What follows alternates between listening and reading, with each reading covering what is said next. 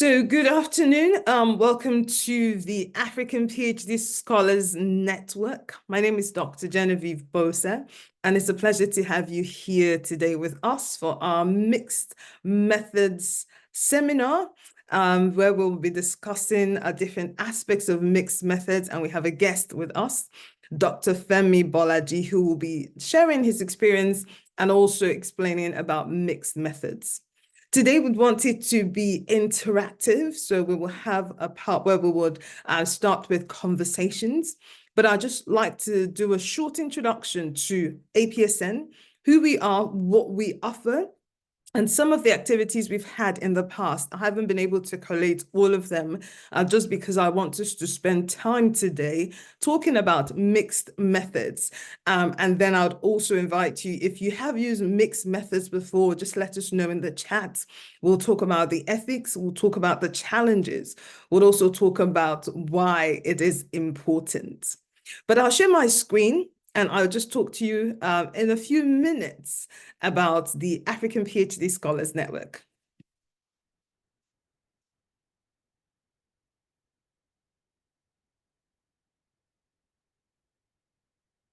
All right. So this is the APSN. Welcome to APSN, as we call it, African PhD Scholars Network. Who are we? A network of African academics, PhD scholars, PhD candidates, researchers. So we are a blend, actually about 3 cadres and some more. People, potential PhD students, people already doing their PhD, researchers. These are the networks. So we don't have everyone here, but we do have a rich network of people, and we connect people to people. January, we've connected 2 people to various mentors, one in entrepreneurship, one in another industry. So we foster community. And that's one key word that we're working towards this year, collaboration. There's been a lot of collaboration. Most of the grants that we have had, most of the projects we've had, they have been collaborations with people that we have met. And we also foster conversations. That's part of what we're doing today. So at whatever point you are on your PhD journey, that's what we want to help you achieve, community, collaboration, and conversation. So we connect you to community support, resource, expert advice, and of course to people. So just ask, send an email, and we will always know somebody that knows somebody that will help you out. I know that the PhD can be a lonely journey. Even working in academia can be lonely. But what we try to do is to ensure that we break that cycle of loneliness. So who is this for? Prospective PhD students. If you're here, you're still thinking about a PhD, we have something this year for you. Academics and researchers, part of the conversation for today. If you're a practitioner as well, and then current PhD students, you're like, well, I know what I want to do. I'm not sure. These conversations will help you to begin to think about how and what to do differently. So we offer these things, masterclasses, we offer virtual talks, we offer professional mentorship. So we do have professional support, people that can take a look at what you do. I don't have all the expertise, but we have connections with people that do that. Workshops, so we've had writing workshops, we've had research workshops, quite a number of workshops. If you follow us on LinkedIn or Instagram, somebody will post it in the chat. And we also have things on YouTube, resources on YouTube that you would also benefit from. I like you to stay connected because it's important in doing your research to find community. PhD can be exhausting. Yes, those that have done their PhD can tell you. It can be exhausting, but make time for yourself. If you are struggling, please speak up, but stay connected. There will always be something that would inspire you or help you. So this year, we want to ensure that at least you have at least 1 or 2 emails from me every month or from our guests. There are a few things we're launching this year, so I'll just keep you informed. These are some of the workshops we have done, and that we're also starting them again. So we had the JAPA series, well, I don't know if I'm pronouncing it properly, JAPA series. Okay, it means those that want to leave. So you want to do a PhD, why? PhD proposal writing, whatever stage you're at, especially in your first year, you might need to rewrite your proposal and the different aspects. We had a methodology session, we had a writing session, and so we also had preparing for your interview, and we've had quite a number. All of these are on YouTube, so you could go back, have a listen. But this year, from the 1st of March, we'll be launching the PhD Chronicles. Yes, stories of resilience and success. So we want to chronicle the stories of those that have started, finished, and might still be in academia, their stories. So you could go back and listen, and you hear something that inspires you. Would also put their details so that you can get in touch with them. So the APSN African PhD Chronicles, for anybody with African ancestry, connection. So I'm also opening it up now. If you know somebody that should be interviewed, we have started with the conversation and also recording. Will kick off from next week. Please let us know. Send us an email to African PhD Scholars Network at gmail.com, and somebody in the team will reach out to you. But we want to make sure we chronicle the stories to ensure that people hear and people know. I know somebody that graduated last year after 11 years of doing their PhD. And I reached out to them and I said, why? I want to know why. I want to know what the challenges were, but also your story of resilience. We don't want that to happen to you, but how did they overcome that? So these are things we do, especially dealing with challenging, maybe difficult PhD supervisors. How did you navigate that? So we have 2 stories online already, and there are a few more to come. I'd always like to share this, mapping your PhD journey. If you haven't grabbed your copy, please grab your copy. The QR code is online. It's an ebook, and it just shows the mapping of the PhD journey. At every point in your journey, we start from the decision-making to post-PhD opportunities. And this inspiration was got from the map under the underground, how you can make various detours. So that book, there's even an updated version coming forth, but this helps you to map your PhD journey. But today we are focusing on mixed methods. So I will stop for now, and I will then talk to you about what we're sharing today, and of course, our guest for today. So today, the mixed methods research, mixed methods study, I have with me Dr. Femi Bolaji. And mixed methods is all about enhancing research outcomes through integrated approaches. That's what he'll be sharing with us. Now, this seminar is to explore the fundamental principles of mixed methods, and I'll just let him do that. But I like to read his profile. Dr. Bolaji is an experienced researcher in the social science and built environment. He holds a PhD in development studies from SOAS University of London and 2 master's degrees, one in built environment from University College of London and another in geographical information systems from the University of Ibadan. He also holds a BSc in civil engineering from Obafemi Awolowo University. His research interest lies in exploring the interrelation between infrastructure finance and development. You might want to tune in when we come to his podcast. Is going to be amazing already. The conversations we've been having concerning it, and because I know part of the history. So please stay tuned. Now, for his doctorate, he explored the scope and impact of UK-Nigeria migrant remittances. You know, when you always send money back home, yes. So he did his research on that. Every time he sent money back home, Dr. Femi was like, tick. So he will talk to just a little bit about this, but the impact on the infrastructure landscape in Nigeria. He contributes to discourse on migration development, Nexus at the World Bank and the London School of Economics.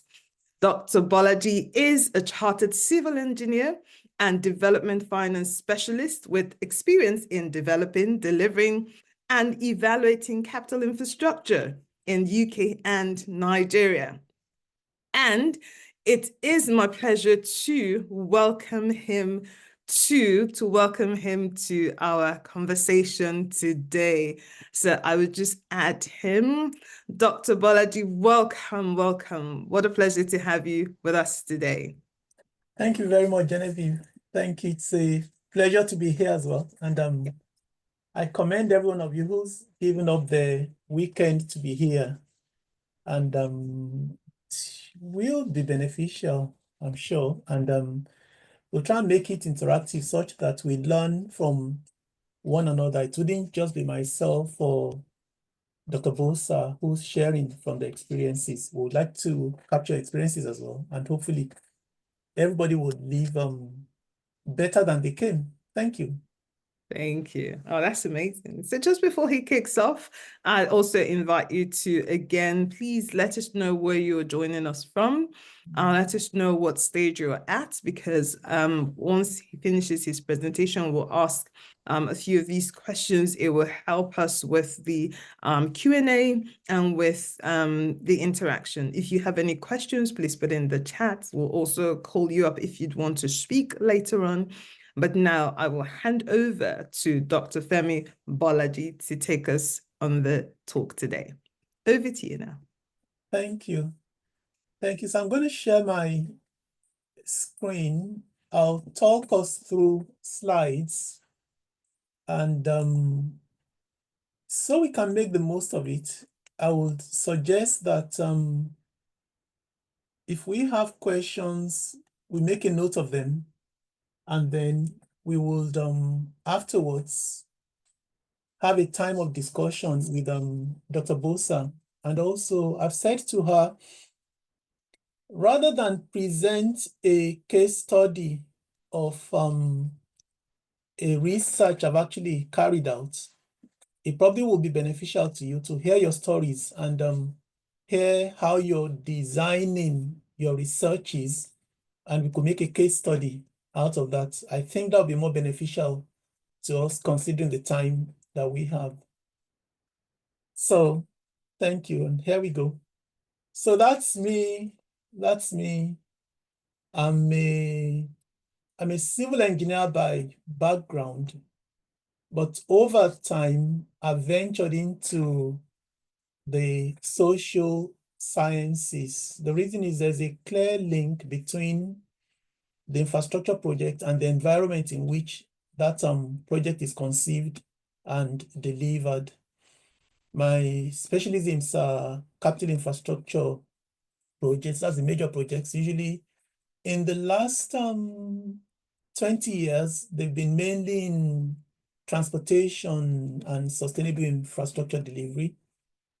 And then development finance. How do we finance infrastructure provision? My interest has been a bottom-up approach rather than a top-bottom approach. And that's what led me to researching for my doctorate.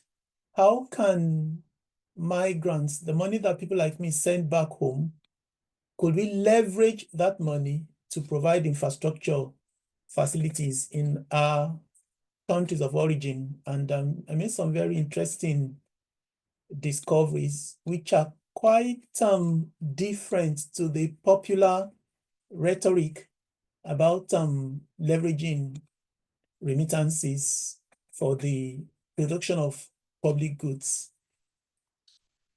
Here's an outline for what to expect. I would ask Dr. Bosah, could you please give us an idea of how much time we have on the presentation, how much time for the discussion, and also when we get into the case studies? And I also will need you to tell me when I have just 5 more minutes to go. I'll go slowly, and that's deliberate, so we make the most of it rather than just speaking high-sounding academic language. So how much time for the presentation, please? Yeah, we'll have about 30 minutes for that. Okay, if you would prompt me when I'm just about 5 minutes to go. I may not use all of that time because I think what will be more beneficial to you, some of you are already into your PhDs, will be the discussions afterwards, but let's see. how we go. So we'll start by delving into the foundations of mixed methods research. What is it really? What's a mixed method research and why do we do it? Then we'll go on to how do you plan and how do you actually carry out your mixed methods research. Then we'll have a discussion in the form of an interview with Genevieve, trying to tease out the hidden points between the lines of the things I would have said that would be beneficial to yourselves. And of course, we'll take questions from you. And as I said, we'll take some case studies as well based on your actual live research or past experiences. Okay, so what's a mixed methods research? What's a mixed methods research? So I've tried to provide two definitions there based on Creswell and Plano Clark and the range of other academics who've been pioneers in the field. The definitions vary depending on the approach of the researcher. Some of them, they define mixed methods based on the actual methods themselves. We know the method simply means the tool you're using. Some of them define mixed methods based on the methodology they're approaching. So your tool, for instance, could be a survey, while your methodology would be, say, qualitative research or quantitative research.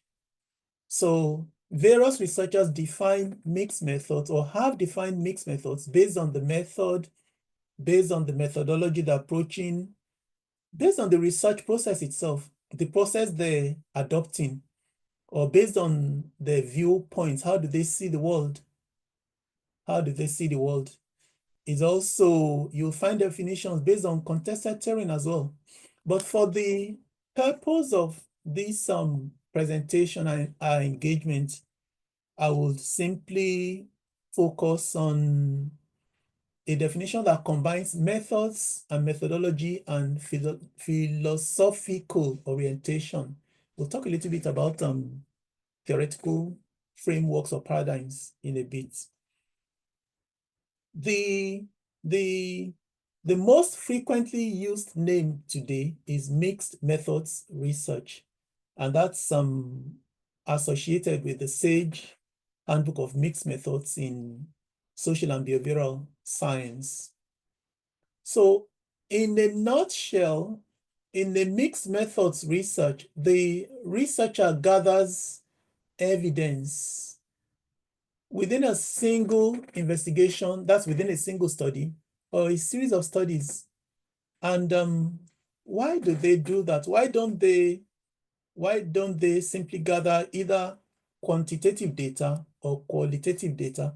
The reason is that a mixed methods affords you the opportunity of first you compare, you get richer insights by using both methods to drive your research.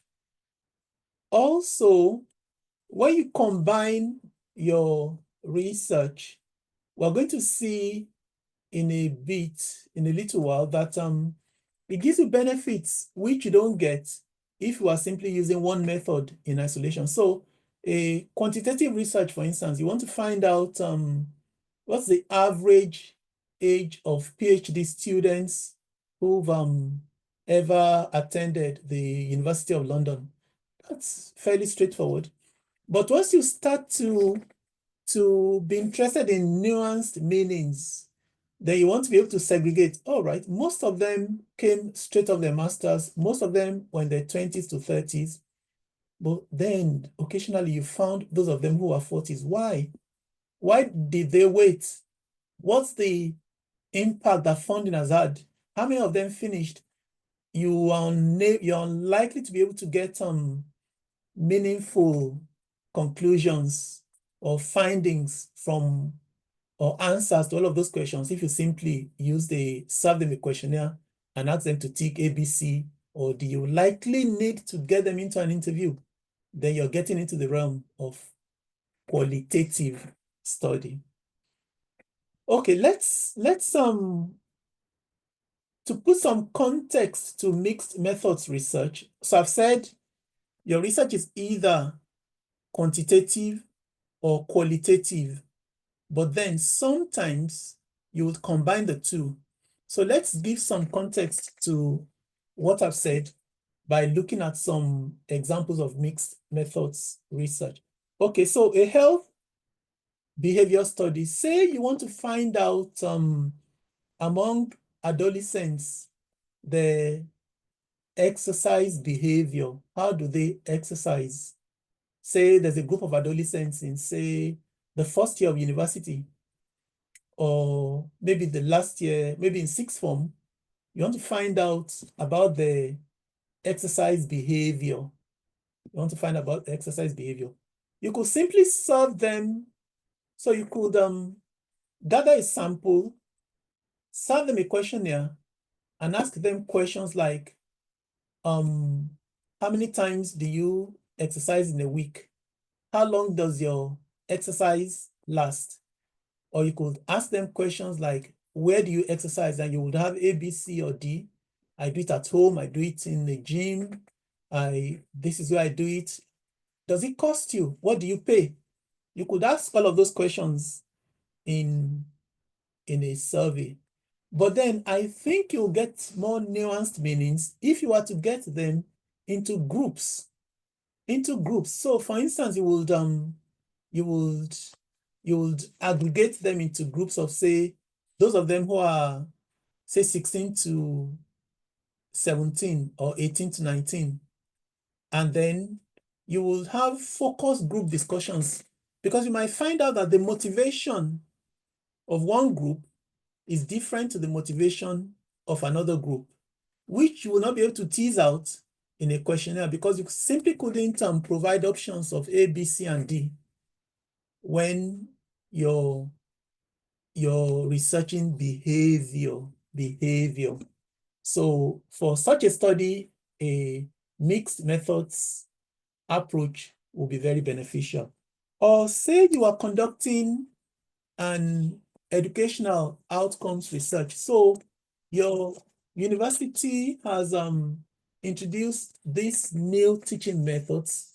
So lecturers are quite they're caught up in universities changing teaching methods now, especially following COVID. They're in the thick of it now, working their way through different approaches to teaching.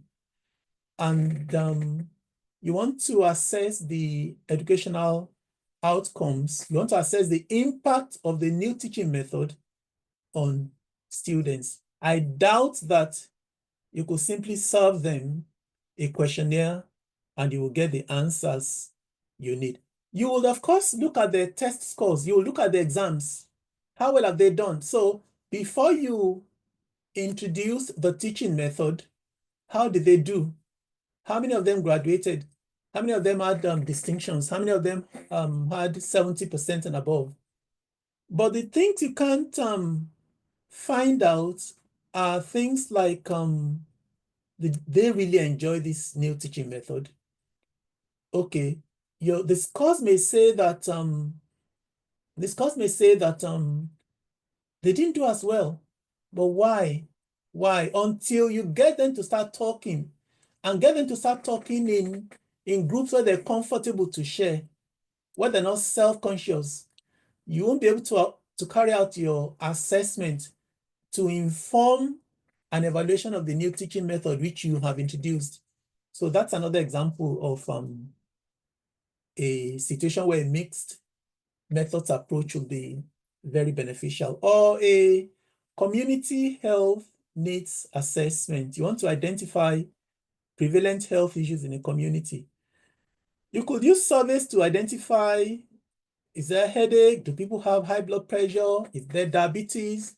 What are the common childhood infections in the community? But then you could also hold forums. You could group the women, you could group mothers, You could group healthcare assistants, you could group community healthcare providers, and ask them pertinent questions that would inform the real needs of that community, which you'll not be able to get from a simple tick box survey questionnaire or a workplace satisfaction study. You know that if you serve a questionnaire to people in the workplace and ask them, how are you doing? Does your manager understand your needs? Is he expressing himself well? Does she empathize with you? The likelihood is those questionnaires would have been distributed to the staff through HR, and people would be a little bit careful what they write, because they would have to submit the questionnaires back through HR. Although you've said it's anonymous, but of course, HR would have a way of knowing who's completed this survey, who hasn't. But if you conduct qualitative follow-up interviews with staff, especially away from the pairing glances of HR, where anybody could see them, where they could open up, I think a CEO who really wants to know how his staff enjoy their work, enjoy the workplace, would adopt a mixed methods approach, or an adoption of technology in, say, a small business. You could administer surveys to find out, okay, how many people have ditched face-to-face meetings and now use virtual meeting tools like Teams, like Zoom, like we're doing.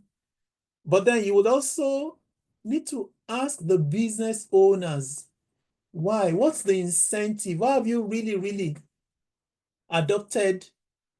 Why have you moved your meetings online rather than continue to hold your meetings in person? So that's when they will tell you it's cheaper.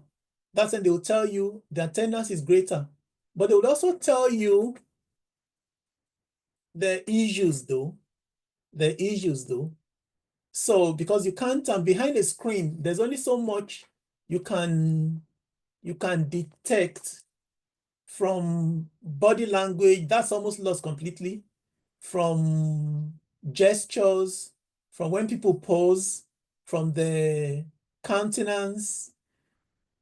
It's not until you get such a fuller picture that can really know or understand why people have adopted one technology or the other, or they haven't. So why do we use mixed methods in a research context? So these are terms that will be quite you'll be conversant with. So I won't dwell on them, on trying to describe them any more than we already have on the screen. Triangulation. So you will adopt a mixed methods approach just so you could triangulate your findings. Super beneficial to be able to triangulate your findings, your quantitative and your qualitative research findings, to ensure, do they corroborate, do they converge? If they come, now look at it this way. The essence of research is that if two people were to carry out research under similar circumstances, using similar controls, they should arrive at the same result.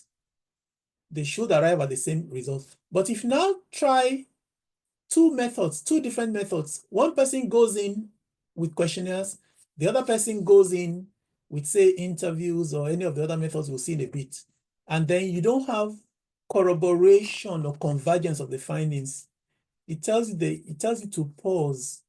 There's a question mark over how reliable or credible your research outcome has been. You couldn't simply go to the market and say, this is what the research says under those situations. Complementarity. So all of these, in a way, seem to relate one with the other.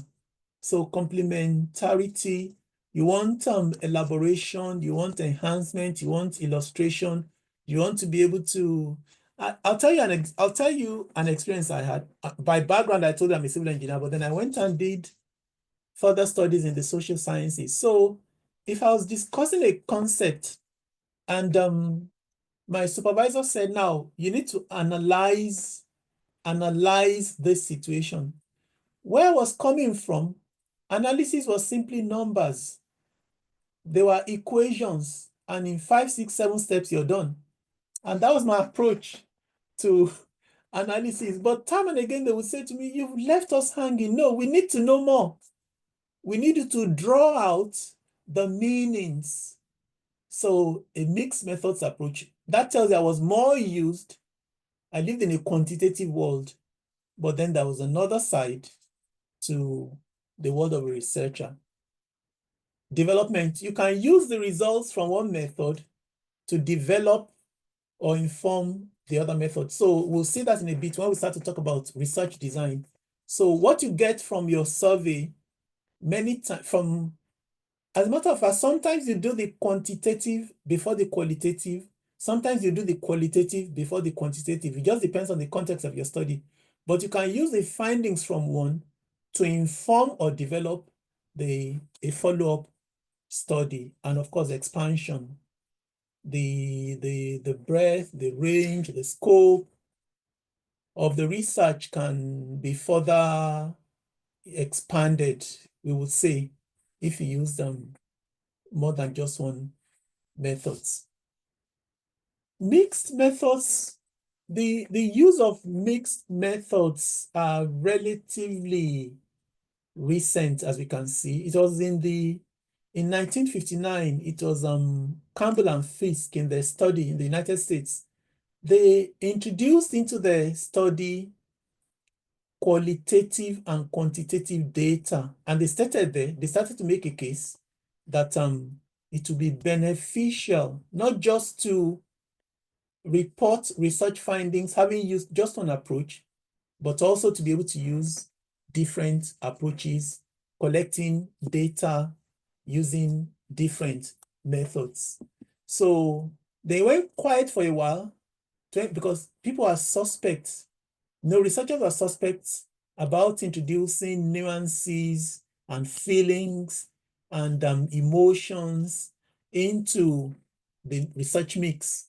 But by the 70s, researchers from all sorts of disciplines, the sciences, medicine, psychology, all sorts of disciplines had already seen the benefits, and they were advocating for the inclusion of qualitative data, usually in experimental qualitative research.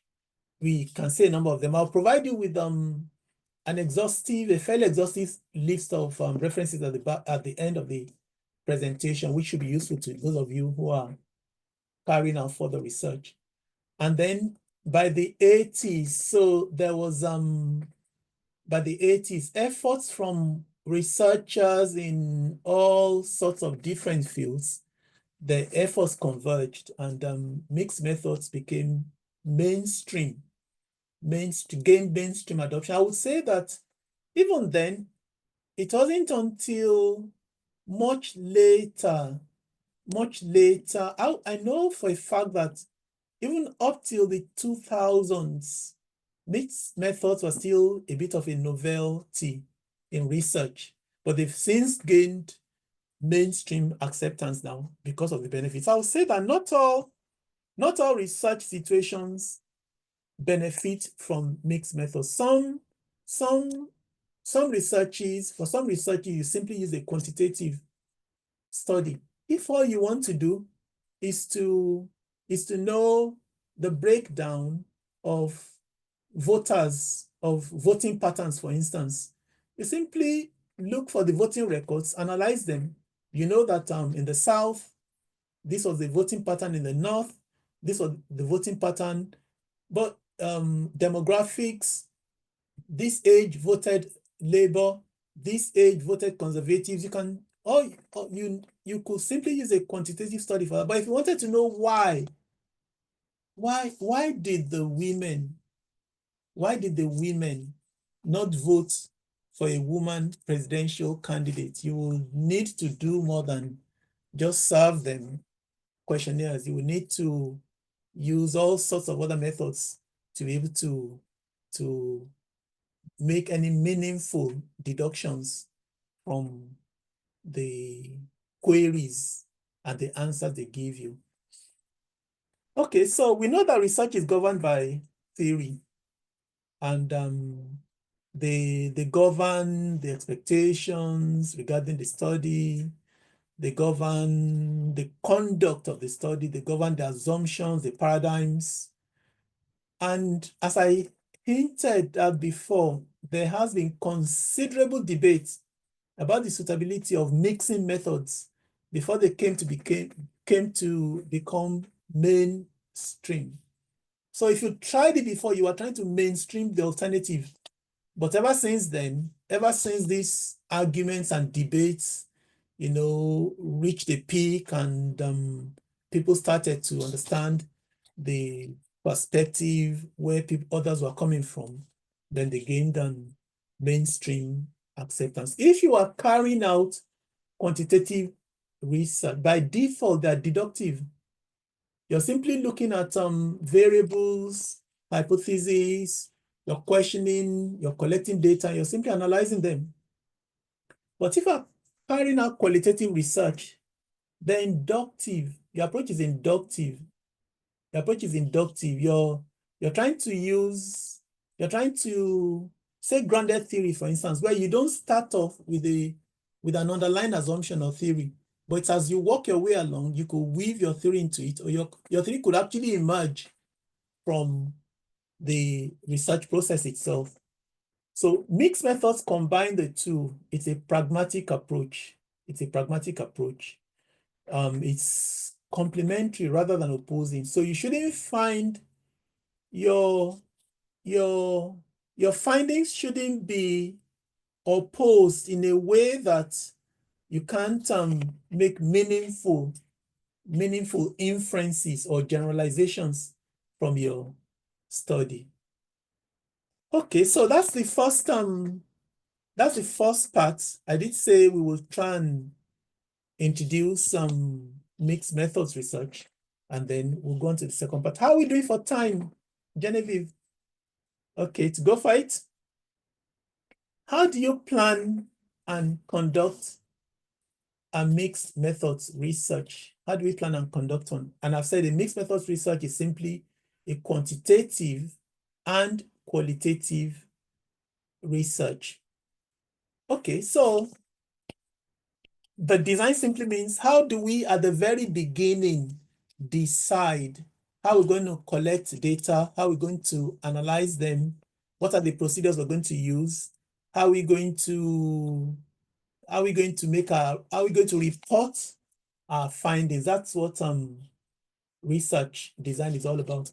There are three main mixed methods design approaches. There are others, but there are three main ones. And those of you who've carried out one research or the other, or you've designed your research, you'll be able to locate your design in one of these three main approaches. The first one is convergent. So it used to be called concurrent or parallel.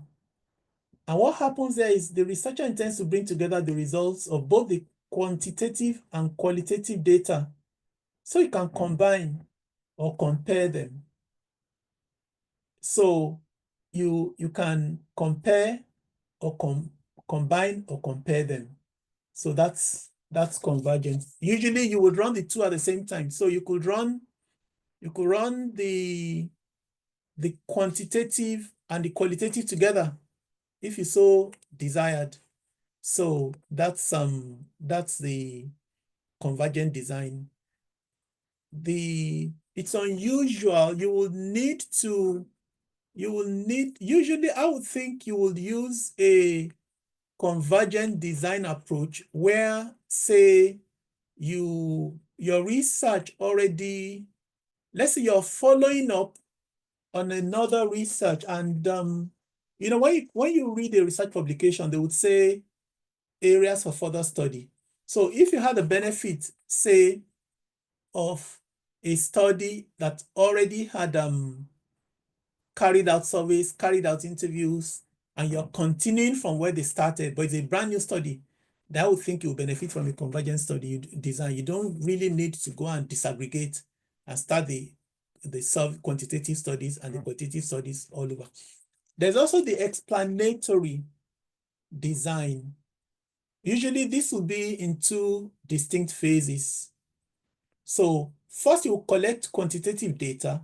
So you will serve an interview, a questionnaire. You will serve a questionnaire among a sample. You serve a questionnaire among a sample. And then once you've collected your responses, you analyze them, and then in the analysis, you will know exactly what you need to be interviewing, either a subset of the survey respondents or key informants, other key informants. So it informs. So that's an explanatory, because the answers you get from the follow-up qualitative study will explain what the data from your surveys was trying to talk about. It would explain. And then you have the exploratory design. It also uses sequential timing, but this time you start with a qualitative study. Let's say, for instance, you know, I was talking about if you wanted to find out about the exercise behavior among adolescents, you may not even serve them a study at the beginning. You could actually hold a focus group to have some discussions with them and find, do you actually have the time to exercise at all? So because if they're not exercising, there's no point in serving them a questionnaire. Or do you do it together? What time of the day do you do it? So there's sometimes that you would adopt an exploratory approach just so you can make the most of your questionnaire. So that's what we call an exploratory sequential design. So three main mixed methods approaches I've said, but it just depends on the context in which you're carrying out your research. So that diagram shows you, that diagram just summarizes what I've been talking about: the convergent design, the explanatory sequential design, and the exploratory sequential design. So you can see that in the convergent design, you carried out the two at the same time. In the explanatory, you carry out the quantitative before the qualitative, and in the exploratory, the qualitative study comes before the quantitative study. And I've tried to provide you an example where it will be beneficial to do that. Okay, so what are the things to consider when we're collecting data? So at this point, I'll say that if you are simply carrying out a quantitative study, the things to consider are no different to what you will consider if you are carrying out a quantitative study as part of a mixed methods study. Likewise, if you are simply carrying out a qualitative study, the things you will consider will be no different. However, there's some peculiarities, which is what I'm going to talk about here. One of them is sample size. Remember, you're carrying out two studies now. You need to decide, are you going to be exploring a single source or two independent sources? Say, for instance, if you are carrying out that research into exercise behavior among adolescents, and you decided on a mixed methods approach. So in the first instance, your sample could be the adolescents themselves, but then you could go on and conduct interviews with a second sample. So you may want to talk to their sports masters, you may want to talk to the heads of their schools, you may want to talk to their parents. So in that case, you will need two sources, two sample sources. The nature of the sample, as I've said, that relates to the first one, the same or different individuals. So if you are going to carry out that study again about the exercise behavior of adolescents or young people, by the time you've conducted say you have a sample of 100, And say you start with a sample of 150, and then only about 100 responses are responsive. Now, based on what they say, within your questionnaire, you could also embed some open-ended questions. So apart from tick, tick, tick, ABC, yes, no, you could ask them some, in quote, subjective questions. Based on their answers, you may decide to identify some of them whom you want to speak with further, because you expect to be able to get some more out of an interview with them. So in that case, it's still the same sample, but you're not administering a second study to all of the individuals, just a sample or a subset of them. Sample size, will the two samples be the same? It's unlikely you would, the sample size will be the same. If you had a 150 and then you only 100 were responsive, and then you decided to interview just 10 of them. So the sample size is unlikely to be the same in a mixed methods study. Or if you interviewed the young people and interviewed their parents, of course, there'll be more young people than their parents. There'll be more young people than their sports masters. So the sample size is unlikely to be the same. Phasing. Will the first phase inform the second phase? That goes back to whether your research is explanatory or exploratory.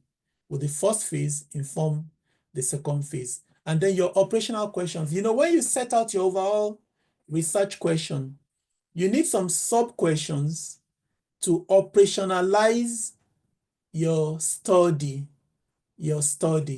Now, when you're designing your research, at this point, will you ask parallel questions, or will your questions not be parallel? What I mean by that is, in your questionnaire, so you have 3 operational questions under your main overarching research question. So when you get to the questionnaires, the questions you ask, are you going to be asking similar questions when you get to the surveys? That's the point about validated questionnaires. Usually when you're carrying out research, you will use a validated questionnaire or standardized questionnaire, and it provides you a guide on the type of questions you ask. It provides you a guide on how many questions, what's the sample size you would need. And in there, you would also find there'll be a differential between the questions you ask during the quantitative study and the qualitative study. In the quantitative study, you're likely to be asking why, what, when. But by the time you get into the qualitative study, you'll be asking, no, sorry, in the first study, you'll be asking what, when, where. By the time you get to the second study, you'll be asking why and how. So that's the essence of how will your operational questions be asked. So you'll be familiar with this. So your research instruments in a quantitative study are your surveys and questionnaires, your standardized tests, your observation checklist. If you go to say a cinema,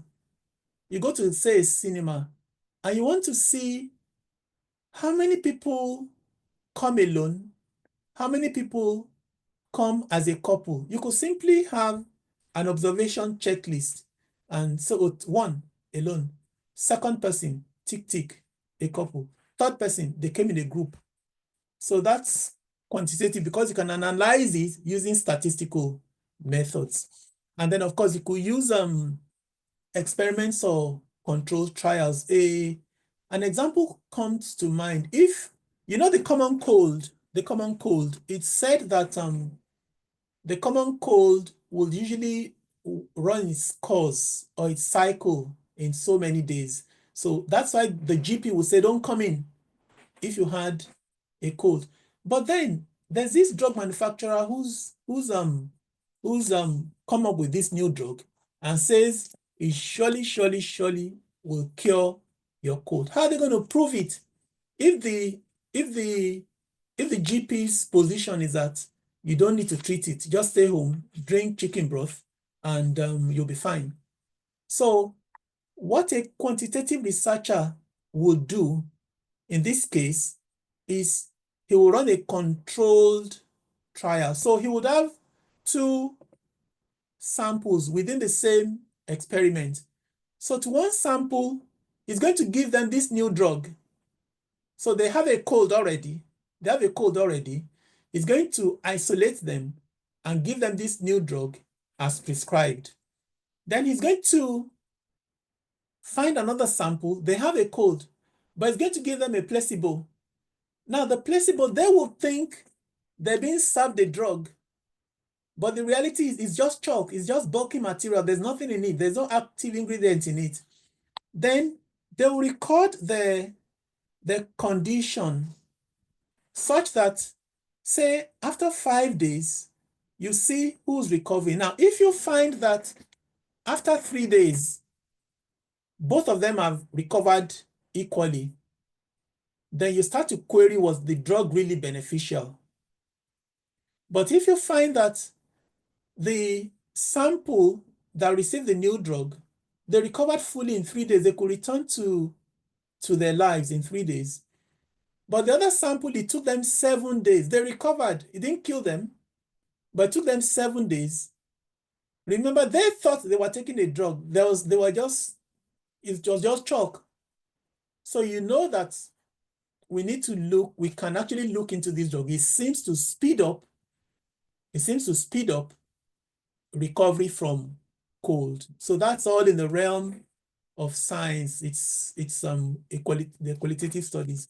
And of course, you would analyze you could also analyze secondary data. So if you don't have to collect the data you're analyzing in a quantitative study, so long as it's in a form in which you could analyze it and make findings from them. And then your quantitative data in a qualitative study will be the responses to your survey, experimental data like the control chart I talked about, numerical observations, how many people come into the cinema, performance scores and ratings, secondary data from databases, records, or official statistics. And then, of course, your research instruments in your qualitative research, you have interviews, you have focus group discussions, you have observations. You could go to like going to a cinema, for instance, and observing. Now, when you're observing people, they could participate or they may not participate. If you want them to participate, you would actually stop them and ask them, I noticed you came with your girlfriend. Why? Or I noticed you came alone. Couldn't you have come with somebody? You know, you wouldn't know that if you are simply observing them. So where your research becomes, where your observation involves the participant, you're engaging with them to be able to make more meaning of your study. And of course, analyzing, looking at documents, reports, articles, social media posts. In qualitative studies, you actually analyze photographs, analyze videos, specialized tools or applications that enable you to do that. And the data you get to be the interview transcripts you can transcribe, the interview notes or records you can transcribe, your observation notes, the discussions from your group discussions. You make a video recording and you transcribe the engagements, documents, artifacts. If you went to a village, for instance, and let's say there's been a natural disaster in the place, you take photos, you can go back and analyze them to be able to make meaning of what happened, and of course, your audio and video recordings. Now, data analysis in mixed methods research is no different to how you would analyze data in a quantitative study and how you analyze data in a qualitative study.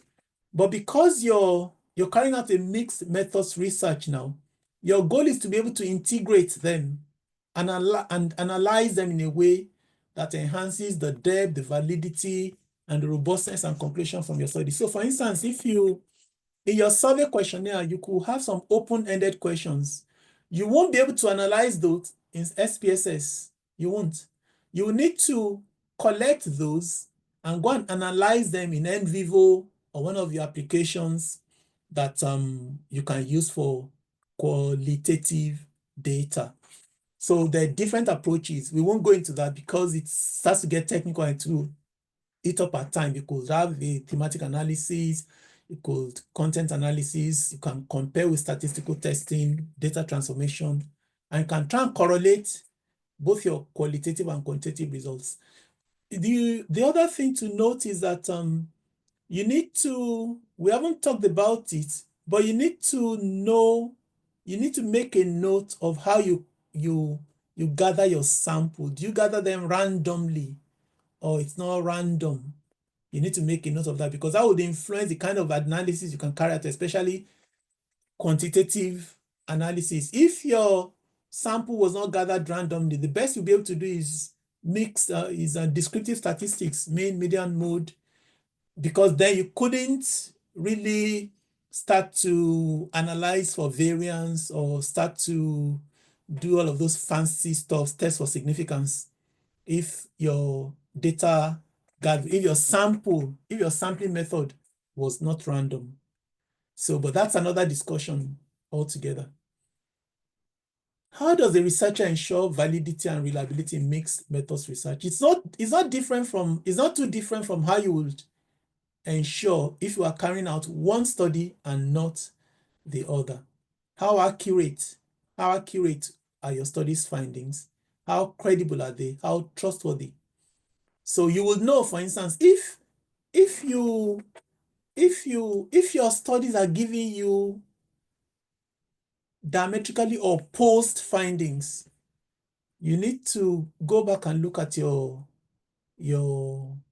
data, your data collection, how you analyze them, to be able to say this is valid, how accurate, but how credible. I did say that you may get you serve 150 people a questionnaire and only 100 of them are responsive. They all returned your questionnaire, but only one of them are responsive. I'll give you an example. In my research, I was asking people about their income. So I stated it clearly. I wanted to know their income in pound sterling. But some people got carried away and were recording their income in the local currency. So when you're looking at the survey, and the fellow says he earns 10 million pounds a year, that tells you to pay closer attention because you see he's in the age bracket, say 25 to 34 or whatever range. And then you see his highest educational attainment was, say, a diploma. And then number of years he's been working, only been working 10 years. You wonder how does he earn 10 million pounds a year? So those things will affect the responsiveness of the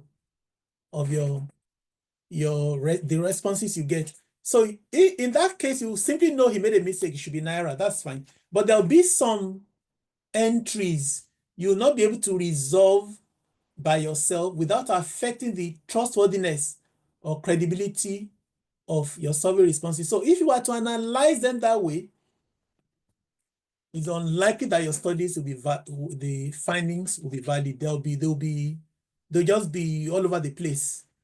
So also reliability, how consistent, how stable, how dependable are your research findings across both quantitative and qualitative studies. When they work really well, they complement rather than oppose.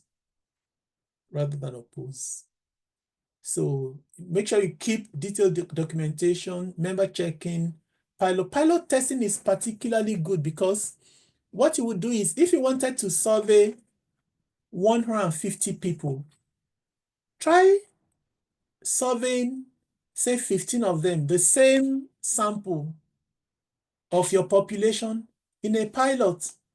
So when you've done that, you may decide to keep the pilot study as part of your main study, so you don't serve them again.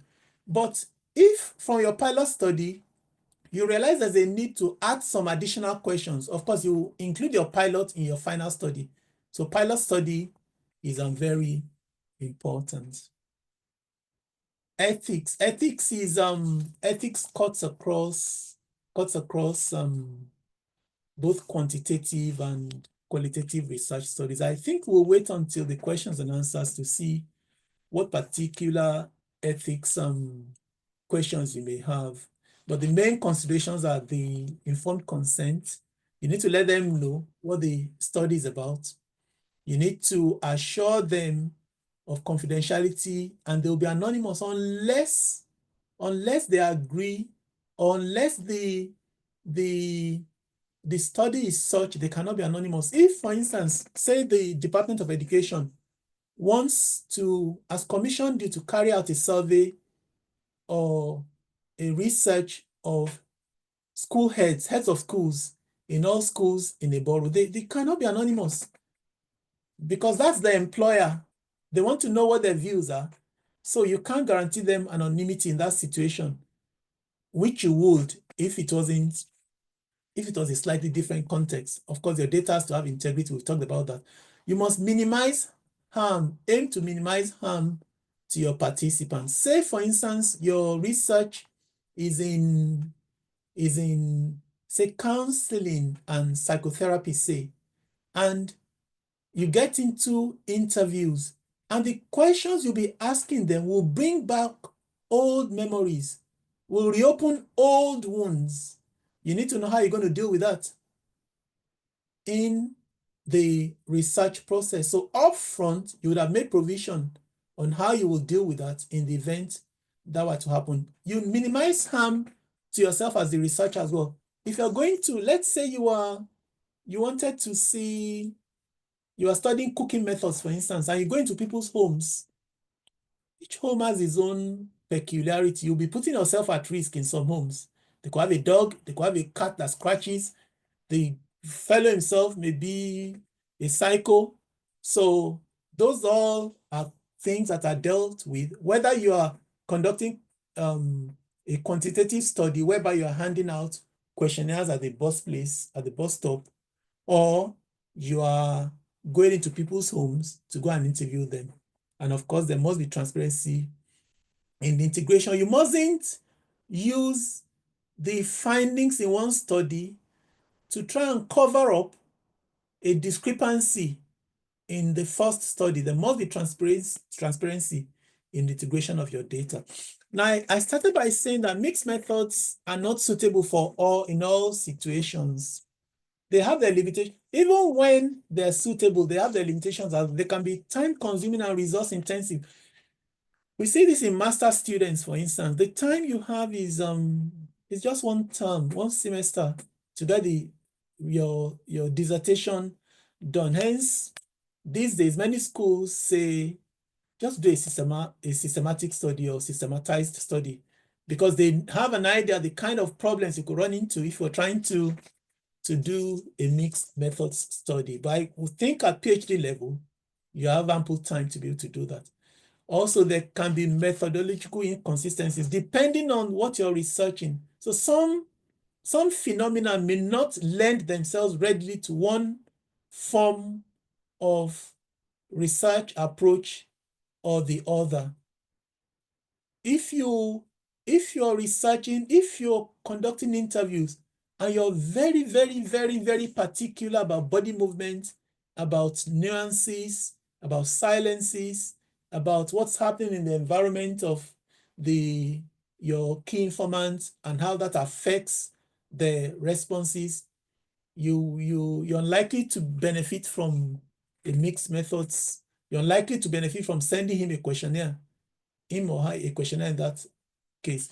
The process can become complicated analyzing them. You would have to analyze the quantitative study using statistical methods, and then you would have to analyze the qualitative study using a different set of applications. So finding the integration requires many times research skill, experience, and support, which may not be available depending on, it could be limiting to your research, or achieving a balance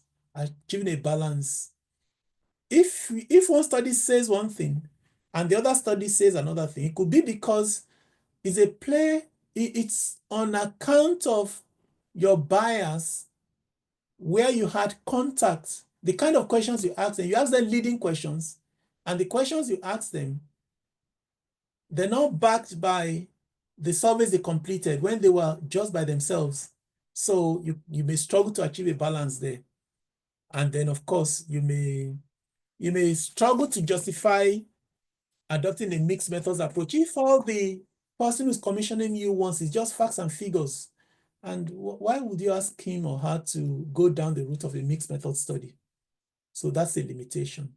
So for those of you who are studying, I've added in quite a number of references here, which you should find useful. I think I'll stop here. And then at any time during the discussion, we can go back into any of the slides that you find that's needed for the points we're making. Thank you. Well, thank you so much. Yes, thank you so much, Dr. Bolaji. That was so good. That was really good. If you could just stop sharing for a bit, just so we can pick some of the questions. And as you said, one of the best ways that we would try to do the questions is please put them in the chat, or if you have something you're working on, we can't take the whole thing, but just it would help, especially with some of the case studies, so that we can provide insights in how you can use a mixed methods approach. I really love how you gave language to most of these things, especially the convergent, exploratory, and explanatory. These are things that it's important for people to be aware of. The recording will be made available, but I will there's some questions in the chat. And if you do have questions, please put your hand up so that we can take them. We'll take them in the time we have left so that we can, take most of them. Okay, great. I see a hand. I saw one question first from Falake. Let's take that. Falake says, can you have more than one mixed methods design in a study? Should it be only one design that should be adopted? You would likely only have just one design. You would likely only have just the one. So it's one of the three usually you would have. You can have more than one study. So if you look at your quantitative research as one study, then you look at your interviews as a second study. Now, you can either have both of them happening at the same time. It's unusual. You can have one leading to the other, or you can have the second one leading to the first one, but you would only have one design at a time. Thank you. Falake, I hope that is clear. We have one more under validity. Oh, that's still the same from Falake. Under validity, what would you do with the wrong data? You know, the guy that had 10 million pounds. What would you do with the wrong data? Do you expunge it from your data? What should researchers do? So the example I gave was fairly straightforward. You could see that he made a mistake. The reason is he'll be consistent. He'll be consistent. So you ask him, how much do you earn per annum? And he said 10 million pounds. Then you ask him, how much do you send home every month? Then he says, oh, I send home 200,000 every month. You can see he's thinking in Naira, so you simply change that. But if the fellow said, I earn, using the same example, I earn 10 million pounds, and every month I send home, just gives you a figure that you can't really relate it. You don't know what exchange rate they're using. You see this person could actually be just messing up your survey. That you get some responses that just want to mess up your survey. They're just having fun. So you would expunge that altogether. So there are a number of things. One, when you start especially your questionnaire, take note of attrition. Not everybody who receives the questionnaire would return it. So you have a drop-off. So let's say you started with 150, you may only get 120 back. But even from the 120 you get back, the challenges with responsiveness, some of the responses will not be useful to you. So you've asked them, how long have you been married? And they say 20 years. Then you ask them, when did the problem start in the marriage? And they say 25 years. And then you ask them, oh, I see you've been separated. How long have you been separated? They say 28 years. If that person is just messing up your study, having fun, you would expunge that altogether. So there is attrition, there's responsiveness. So that's why you aim to start with a sufficiently robust number in your sample, such that by the time you get the responsive surveys back, you have enough to analyze. The references, the references that tell you how many you should aim to have in your sample. The references that tell you how many you should aim to have in your sample. So it just depends on the kind of, if you're doing a quantitative study, for instance, and you're going to be analyzing variables. So you want to analyze, say, in a school, what's the proportion of boys who start at uni, who go into uni? What's the proportion of them who are girls who go into uni? And then you want to look at things like the home, the income in the home. You want to look at things like, so a rule of thumb says if you're going to be analyzing your findings using statistics, you should have at least 30 responses for each of the factors you're analyzing. So if you had, say, 3 variables you want to analyze, you aim to have 3 times 30, 90. I would make it 100 as a minimum, such that if you're aiming to analyze 100, your starting point probably should be, say, 150, because attrition will drop it down to 120, and then lack of responsiveness will drop it down to 100. I hope that helps. Thank you. Now that is clear, and that just shows, because as you were talking, I was making notes. We might have more conversations around other kinds of, on the qualitative and quantitative thematic content. We just explore that a bit more. But let's take some more questions. We'll come back to those in the chat. And I have Mary. Would you like to share your question, please? Yes, please. Good afternoon, Dr. Genevieve, and thank you so much for organizing this webinar. It's been tremendously helpful for me. As you know, I'm a first-year PhD student, and I'm currently at the phase where I'm refining my research design. So this has been of immense benefit to me. Thank you so much, Dr. Bolaji, for the presentation. Very, very helpful.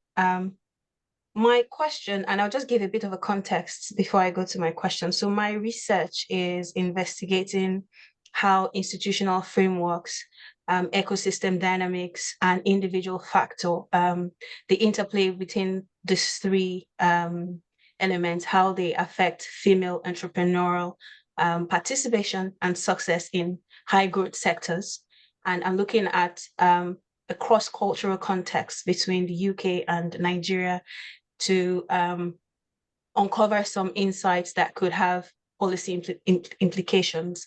And so my methodology is one that adopts a mixed methods approach as well. So I have my quantitative methods, qualitative methods, and then I have a comparative analysis at the end to try and make sense of everything.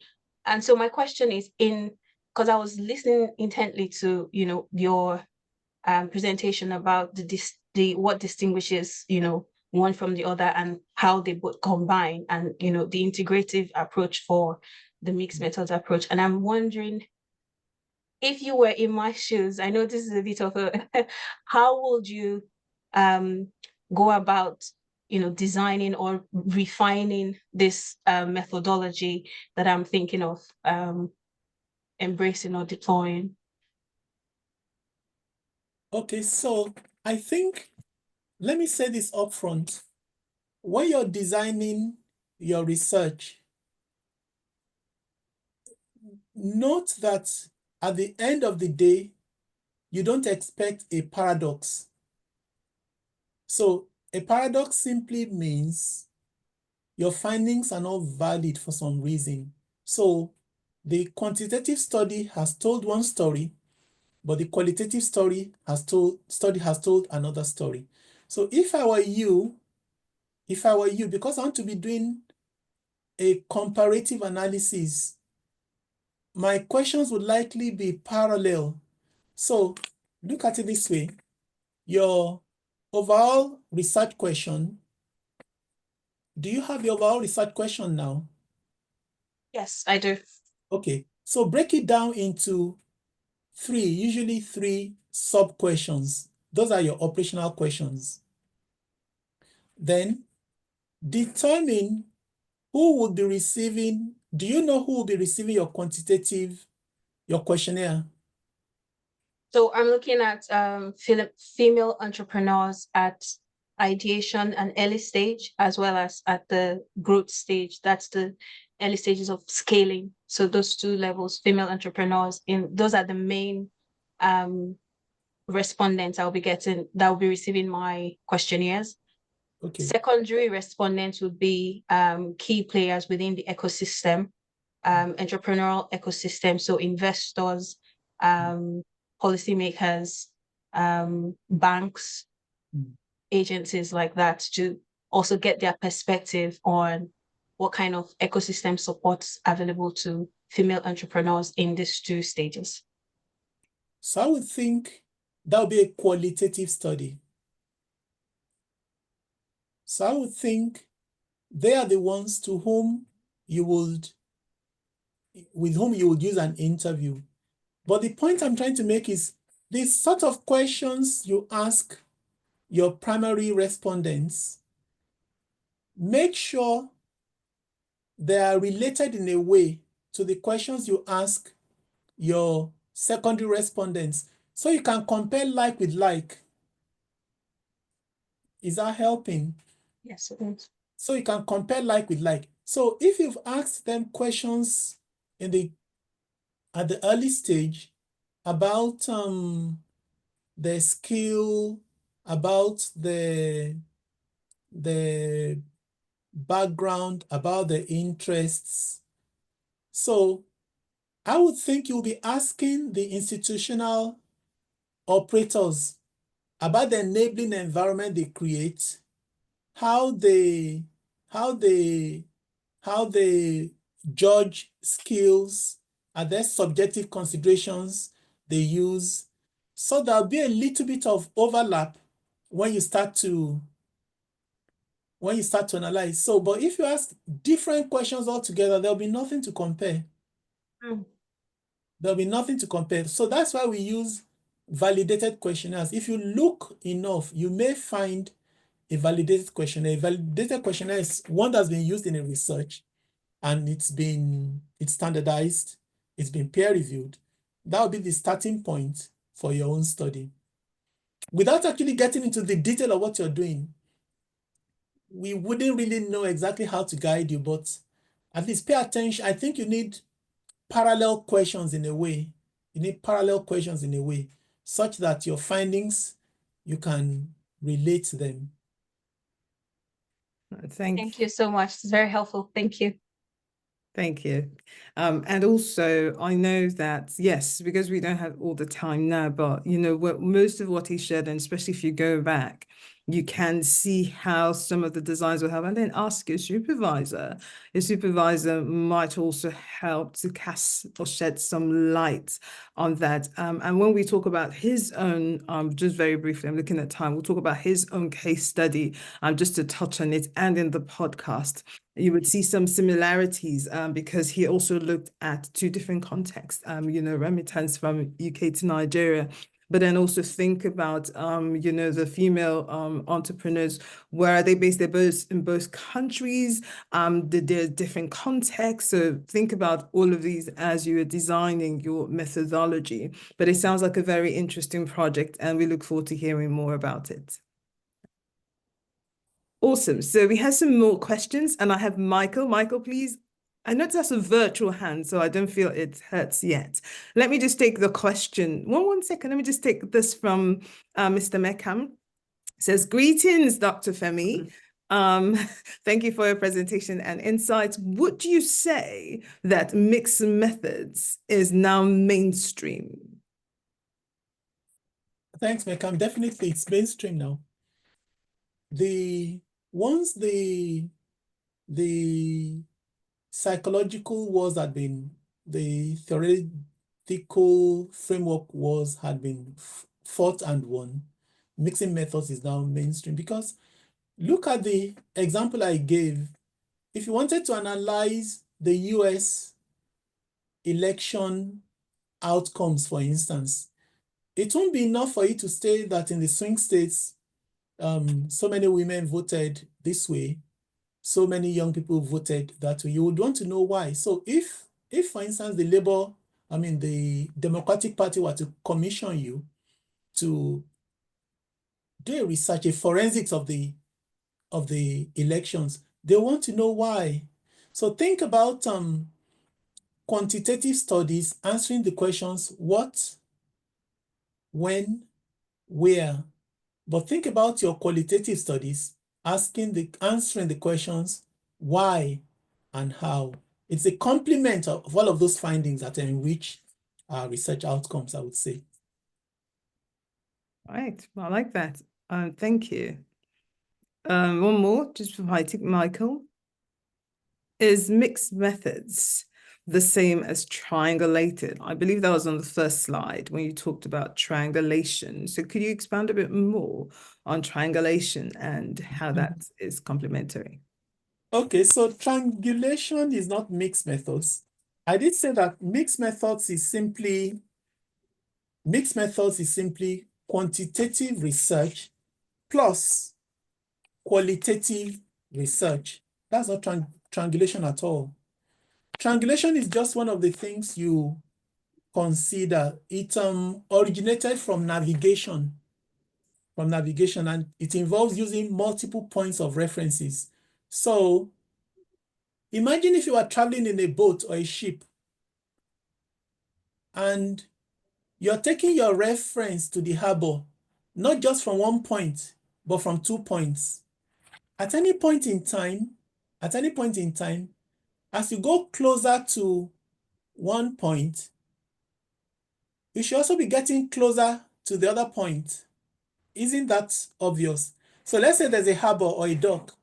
There's a point A, there's a point B, and the ship is in the middle, and you're navigating towards the center of the dock, but you're taking your reference from 2 points to the left and to the right of the center. As you're approaching the dock, the distance you're taking to the left and the distance you're taking to the right should be decreasing commensurately. So think about your mixed methods as your quantitative study and your qualitative study. They should be feeding you similar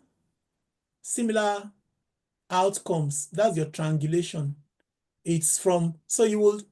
For triangulation, you take your bearing from your quantitative study, the data.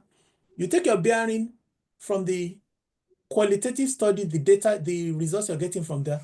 And also you take your bearing from secondary sources. What have other researchers found about this phenomenon? If you're very different to what other researchers have found, or you arrive at a paradox, then there's something the matter with your triangulation. Your triangulation has not worked. Then you step back and try to see how did this happen. So, and I said triangulation is not the only, there's triangulation, there's convergence is the goal of triangulation. That's the convergence. You want convergence. That's the goal of triangulation.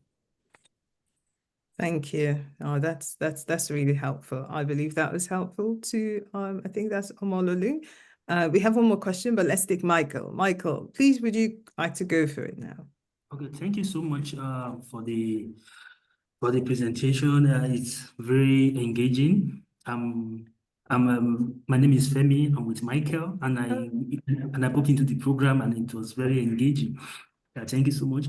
We went on a pilot study, and it's a multi-country research, and it started from the Lagos Abidjan corridor.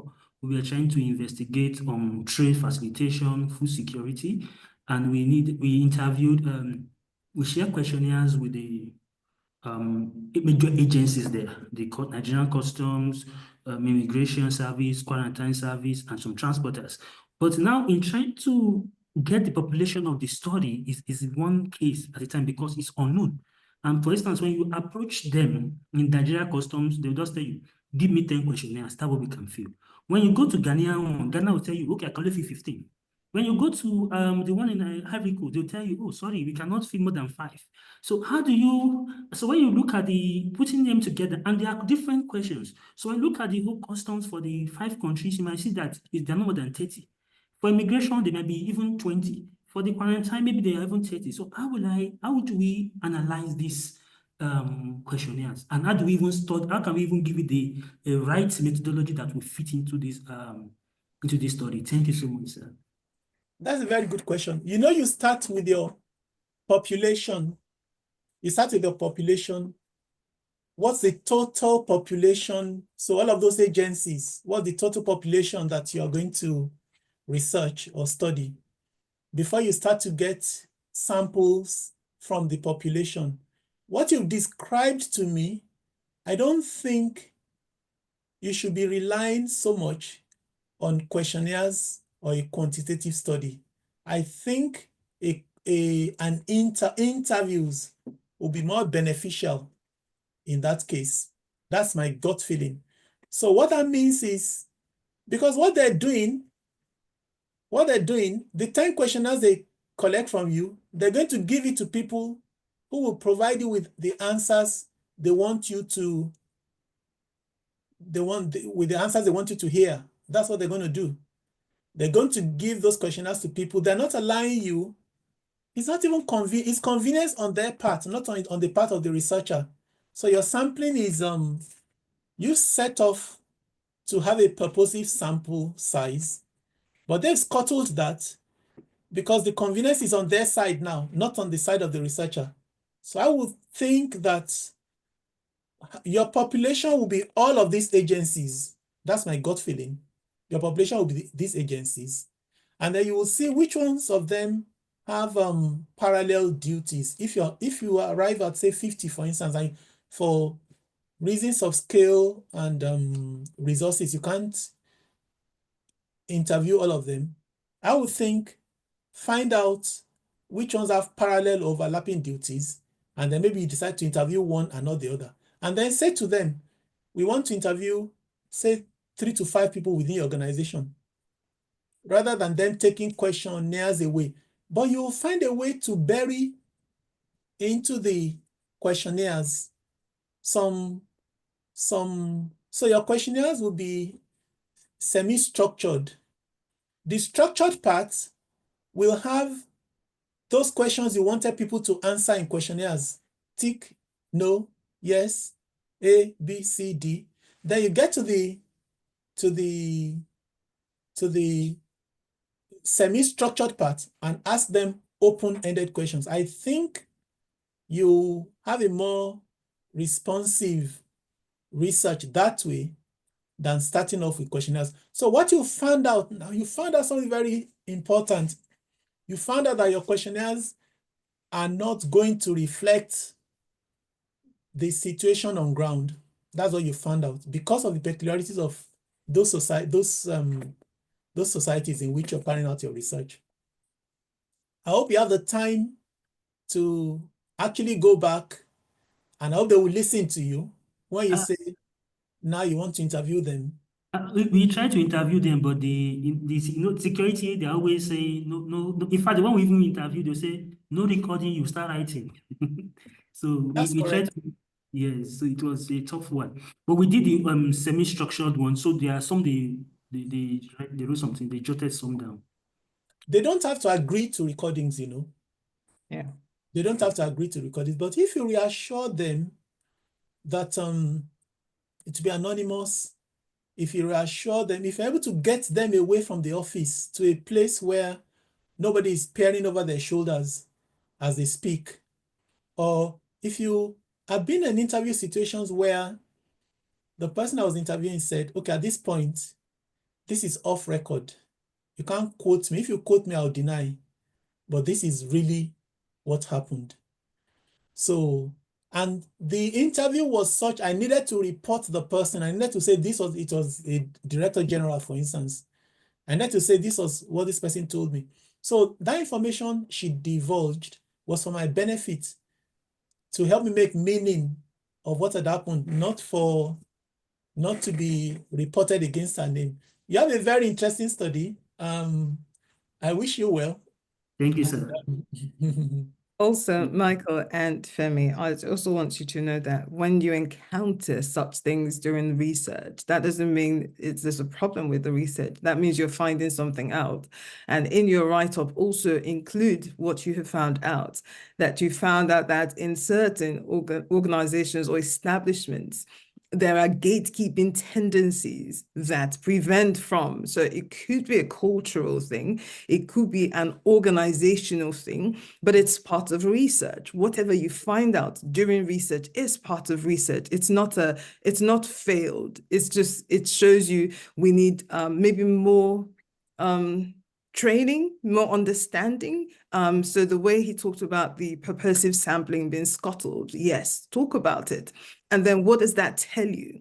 So when you then begin to interpret your data, remember, don't always go with what you think you should. You're finding things out. What have you found out now? There is a behavioral aspect to, or resistance or reluctance to research. That should also form part of what you're saying. Does that lend itself to corruption? Does that lend itself to more education? What does it lend itself to? So interrogate what you have found, not what you think you should find. So that's one thing somebody mentioned to me. Whatever you find out in research, include it. That is also research for you. All right. Yeah, thank you so much, sir. Thank you so much. Thank you so much. No worries. Lovely to have you here. I did see somebody else. I saw one more question, but I think there's one more in the chat, but I saw another hand. And this is for you, Dr. Femi. How is mixed methods compared to multi-method? So I did start by saying that there were different names for mixed methods research at the beginning. And the names depended on what people call them, depended on the methods they were using. I said the method is, say, is the technique, say a survey or an interview. So that's a method. So some people defined mixed methods based on the methodology they were approaching, they were adopting. A methodology is, say, like, is a strategy, say like a quantitative study or a qualitative study. Then for some people, the name they gave it was the research process or their viewpoints, the way they saw the world, or the contested terrain in which they were interviewing. So if somebody says, I've used a multi-methods, it's not necessarily a mixed methods. So the multi-methods could be that they've done, remember I said methods are just the techniques. So they may have done a focus group, discussion, and interviews. That's multi-methods. That's not mixed methods. But if they've done mixed methods, they've combined strategies. So they've done a quantitative study and they've done a qualitative study. I hope that helps. But the mainstream description for mixed methods now comes from the SAGE Handbook of Mixed Methods. So it's more prevalently now called mixed methods research. And then, with mixed methods as well, you can have multi-sited. So like in your case, in the case of Michael, I think, the sites are across different countries. So what you will find is in one country, for instance, you may only do quantitative studies. And then in another country, you only do interviews. So it's when you bring them all together you report what you found, as Genevieve said. You don't try and make one say what it isn't saying. I hope that helps. Yes, thank you. I have one more question, but just before we're, because of time, we will take that from Ifeanyi. We would give a bit of a snippet into your research, and then they can come listen to the other later and read, can also find it online. But you were looking at migrants or migrant remittances on infrastructure, the impact on infrastructure landscape in Nigeria. I want to ask you, and then I'll take the question, we'll come back. What were your main findings? What were the main things you found out?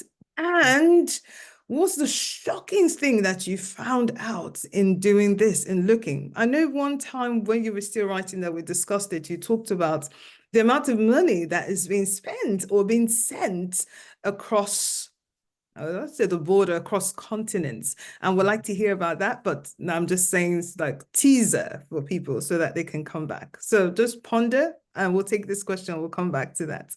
Ifeanyi is asking, how does mixed methods mitigate gaps in sense making among respondents? For example, look at the term capitalism. It might mean different things to different respondents. So how do we make sense of that? I'm not sure how you could tease out how a person makes meaning about capitalism in a survey. Your survey will need to be really sophisticated to be able to tease out what they think about capitalism and globalism, because you'll be asking them things like, where do they shop? How do they earn? What do they think about this?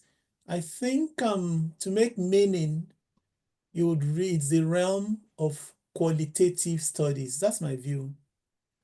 That's my view. So I don't see how, I think a quantitative study may just give you an insight into spendings, into purchasing, into consumption patterns, into preferences. But when you start to get deep into the meanings they make from their decisions, what informs their decisions, I think that's the realm. I think the scenario you've described in a nutshell is more, leans more towards qualitative studies. That's my view.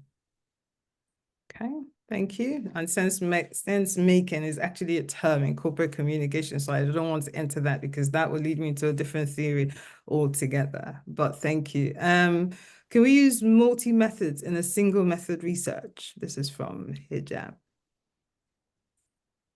If you've called it a single methods research, so you can't use multi-methods. I think what you're trying to ask is, can we use multi-methods in a single strategy research? So if you're carrying out a quantitative study only, you can use multi-methods. You can use questionnaires, you can do observations. Those are multi-methods within a quantitative study. Now, if you're carrying out a qualitative study, that's a single strategy or single approach research. You can do interviews, you can do participant observations, you can do focus group discussions. So I think it's in your choice of terms that's a little bit confusing, but I hope this has helped to clarify. Thank you. All right, so Dr. Femi, what's one of the most shocking things you found during your PhD? Okay, some background is I went to work in Nigeria some time ago. I live in the UK. I went to work in Nigeria some time ago. And it happened at a time that commodity prices, which had been at an all-time high, was starting to decline. And then the government started to look to alternative sources to shore up foreign direct investment in the country needed for the provision of public goods, infrastructure in particular. So one of the options they considered was following the example of Israel to try and raise money or funds from immigrants or their diaspora to invest in infrastructure in the country. We know that the way governments provide for infrastructure is through taxation, is through their revenues, it's from borrowing. So they were trying to, but borrowing was declining. Nobody was lending anymore or investing. So they were trying to see, could we raise money from our diaspora? Why were they doing this?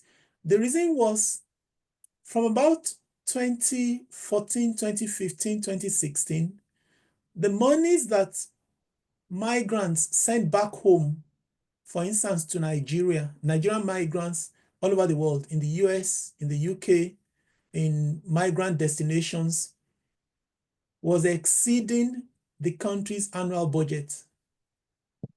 That's what that's reported by the World Bank. And remember that 1 year. each year. Remember that the figures that the World Bank reports does not include monies that don't have a trail. Does not include, I give you cash, when you get home, give it to somebody. It does not include, okay, I'll help you to pay school fees here. You give money to my grandmom.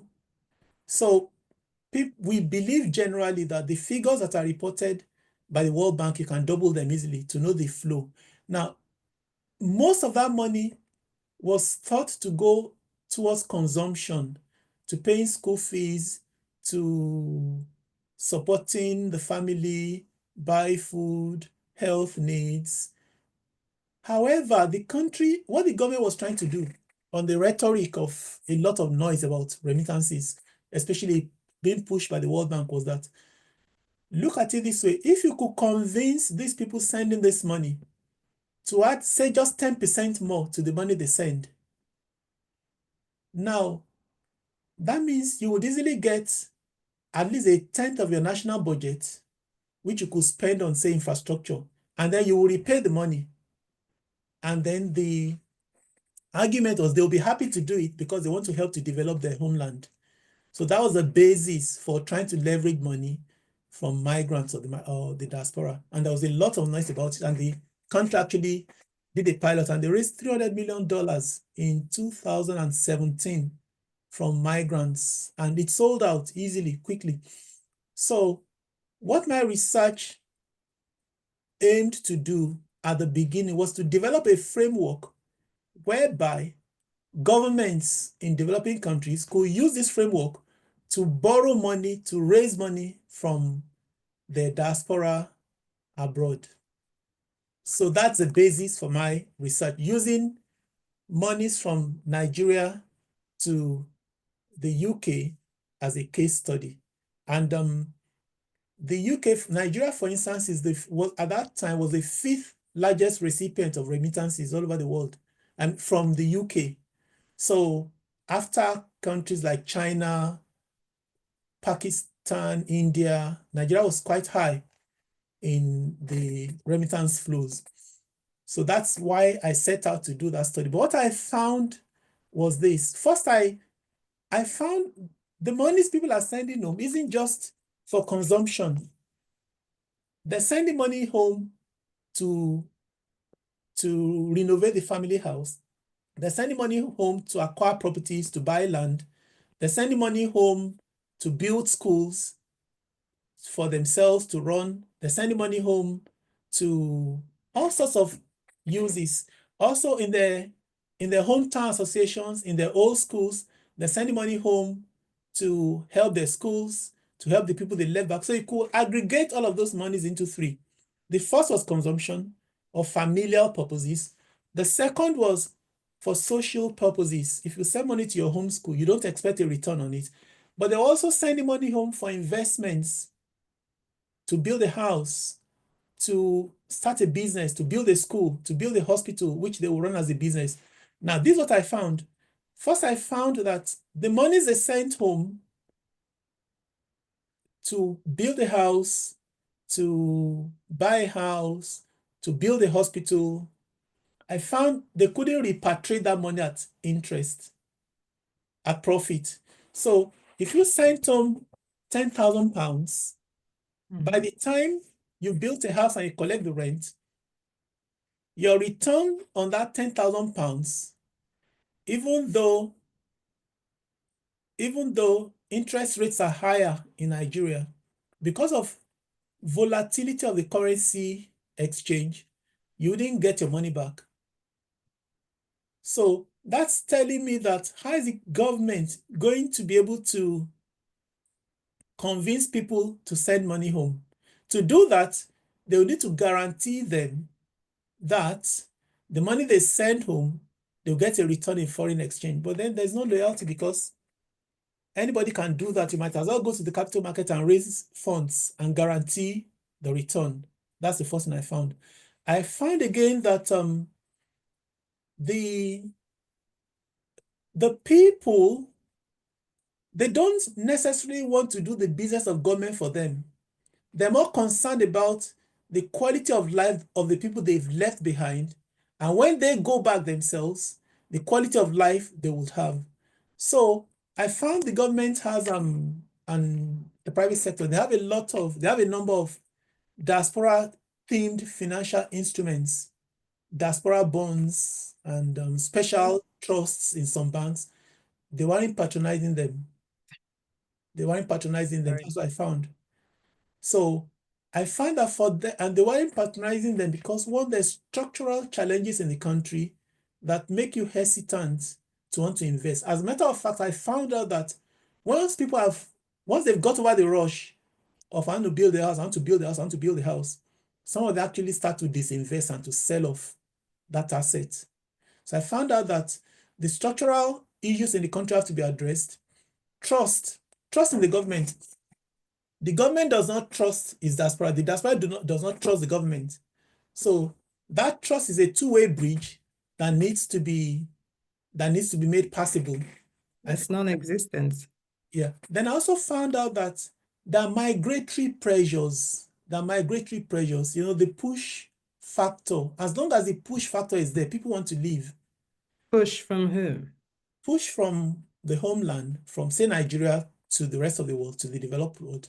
As long as the migratory pressures, security challenges, socioeconomic difficulties, unemployment, as long as those things are there, migration, there will always be fresh migration. However, what I found is there are about 4 migration flows. The first main flow started before independence. People who went overseas to go and trade, to return to the country to work. There was another push during the Civil War. There was another push due to structural adjustment from 1985, thereabout. What I found is the older the flow, the less the people who left wanted to return. So the cohort in which you left, if you left before independence, you likely returned. But the children who were born to you, they returned. That's second generation. So those children are less likely to want to put down roots than you who was in the generation 0. Likewise, the children that are born to you, those who come later, are less likely to want to invest. So as a matter of fact, the people who are living now don't expect to return. If it does not expect to return, the likelihood you want to build a house is lower. So it's telling me that for the government to be able to leverage those huge monies we see, they need to go about it a different way. It won't be because of, they call it diaspora loyalty or patronage. No, it will be because the country is a safe haven for investment. And in that case, it wouldn't just be Nigerians who want to invest. Anybody, friends of Nigeria, would want to invest. So the dichotomy is I found through my research. Okay. We're going to unpack this a bit more. When you were talking, I did write distrust, I wrote loyalty, I wrote accountability. These are things we like to explore and maybe that's why people are not willing. They're willing to send money home, but not to the government, because that's exactly why they're leaving. And so why would it would take a lot of convincing for that to happen. Yes, we've seen a decrease in loyalty. That doesn't mean they're no longer loyal to the idea of the country, but maybe not to the dispensations that have ruled it. But things to unpack, things to discuss in greater detail, because we'll still look at the design, the challenges. You did encounter some challenges, and then you're also writing up phase and where you're at now, because I know there's still good stories to tell with this and what you're doing with that. But we'll explore all of that in the podcast to come. Thank you, Dr. Engineer Femi Bolaji, for your time today. Very, very, very interesting and helpful. And it's really lovely to, to have gone in depth into these. And I know we will have some more. Thank you to everyone that has listened, participated, even those that will watch this later. This is the African PhD Scholars Network. We aim to bring, conversations like this together to show you the different parts, especially to show that research is interesting and then we can do so much with it. Please stay connected. There's the Instagram, there's the LinkedIn, there's also the joining. If you want to stay tuned to the newsletter that goes out, there's a lot more coming. If you want to participate in the podcast that is coming, please do stay in touch as well. Send us an email, africanphdscholersnetwork@gmail.com, and you could follow the website for more details. Until we see you next time, a pleasure. Thank you so much for being here. Thank you again to Dr. Femi. Thank you, guys. And yes, I will see you at another time with more on what is going on in the research community. Thank you. Thank you. Bye.